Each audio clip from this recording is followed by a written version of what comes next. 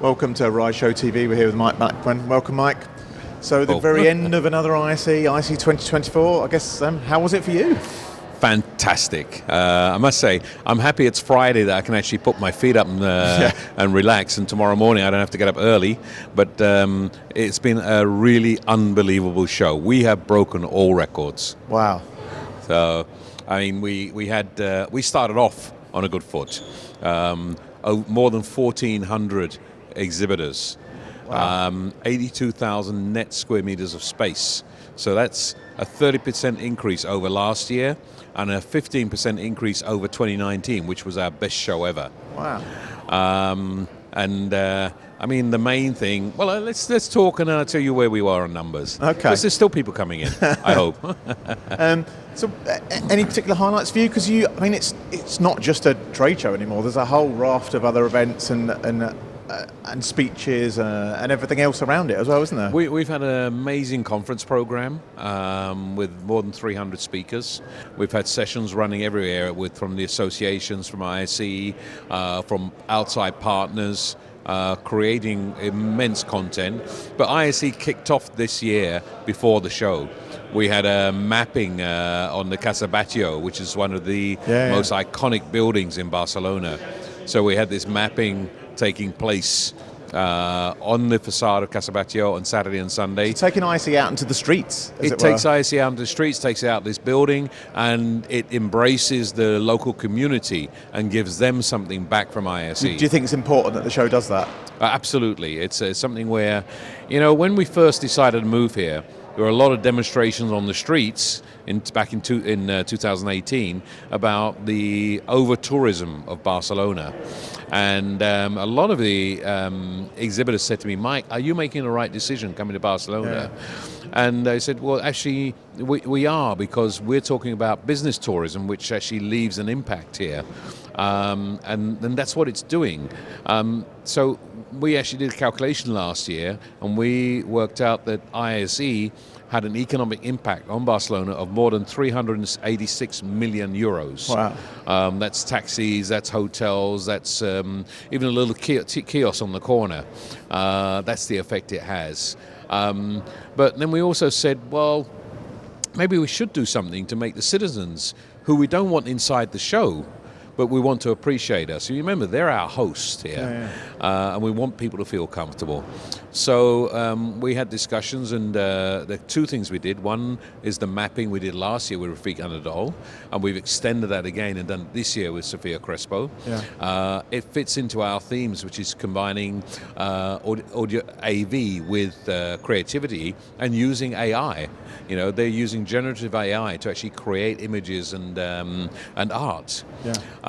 We've extended that to, during the show, with Sharon van der Most doing a performance on the facade at the front of ISE, on the building here, and there's a live performance with him. He's a DJ and creative artist and mapper. And he did that as a free event for the citizens. Yeah. And we finished off with the sponsorship of the YUM BCN, that is the lighting festival that uses AV technology, and it's taking place free of charge around the Poblenou district.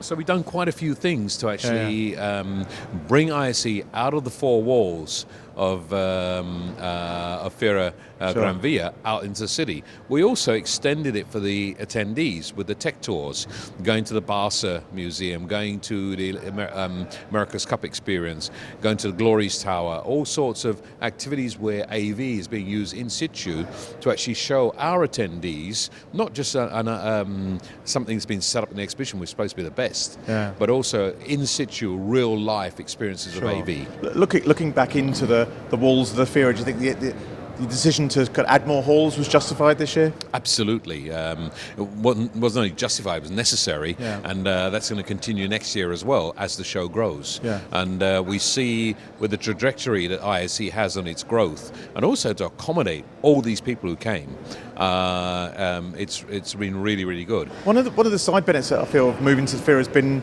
everyone's really up their game with stand design. I think it's way better than I remember at the Bride. People have really, really gone to town on the stand designs. It's not just your square square box anymore. I think you've got this competition. Funny, I was just speaking to one of the exhibitors who won one of the stand awards last year as the best design, and he said, it's unbelievable. My exhibit team have really got behind this, and they're determined to. They didn't win it this year; they won it last year, but they're determined to win it again next year. And so they want to up and see what can we do better. What can we do, not just in practicality but creativity, to show their company, their products, their solutions, but also what they can do as an organisation. I mean, finally, let's talk numbers. I guess that's the exciting bit. I mean, certainly for me.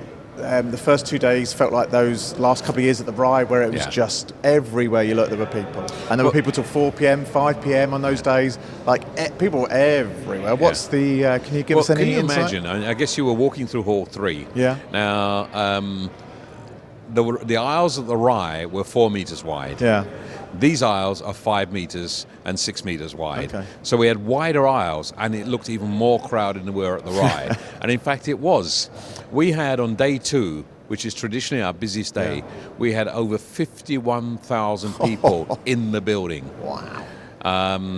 And, these people are coming back. And so when we count the amount of visits for everybody coming back for a couple of days, we had over 150,000 people through, 150,000 visits. Yeah. But when we talk about individual visitors, there were more than 73,500 people came here to this show. So it was a record. That's a huge jump on last year as well. Big jump on last year, more than 30% increase on last year, more than 15, or maybe 20% increase on 2019, which until now is the best year ever. Yeah.